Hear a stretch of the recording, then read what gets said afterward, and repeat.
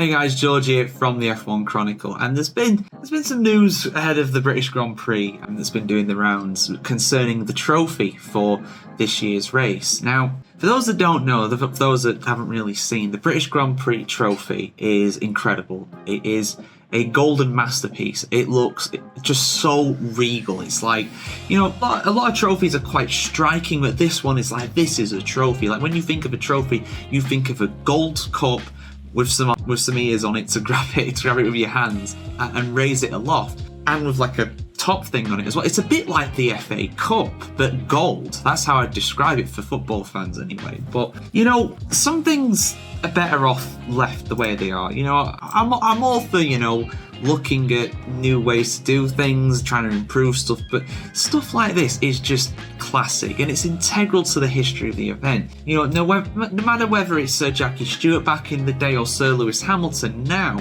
that trophy has remained constant. It's always been pretty much the same, as far back as I can tell anyway. And this is an event that goes back, of course, over 70 years now. And of course, you can even go back to the pre-war days. There was a British Grand Prix for many a year before Formula One even became a thing, you know. So it's an iconic trophy. It stands for something. Like the Monaco trophy looks like the Monaco circuit. The Australian Grand Prix trophy is modelled off of Sir Jack Brabham's steering wheel. You know, there's symbolism behind there. For some reason, the French Grand Prix had a big monkey on there. But anyway, that's them. They do that what they want to do. But the British Grand Prix trophy has been altered this year. Now, I understand the thinking behind this, and they have released a video online going over the thought process of this, how they actually made the trophy itself, and I get the symbolism behind it. It's made out of turbines and parts for cars, and in a sense it does look quite striking, you know. It's definitely different, you know, but does it look like a winner's trophy?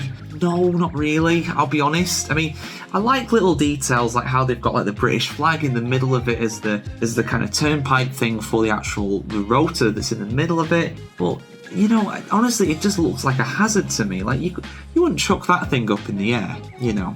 Not that I'm endorsing chucking the British Grand Prix trophy up in the air, but, you know, if you chuck that thing up in the air, you could slice your eye open or something if it lands in the wrong place. It just doesn't look like a trophy. I don't like it. I get the symbolism behind it because, you know, British manufacturing and obviously so many of Formula One's teams are based in the UK, all around Motorsport Valley near Silverstone. You know, I get that. I get the symbolism behind it. I understand the significance of it, but it's just not going to look right without that. I mean, I'm looking at pictures of Sir Lewis with the golden trophy here. It's so cool, you know, and to change that is just, no, it's not the one for me. I'm sure there'll be some people out there that disagree with me, saying this is a really nice touch, but for me, it's just a bit needless.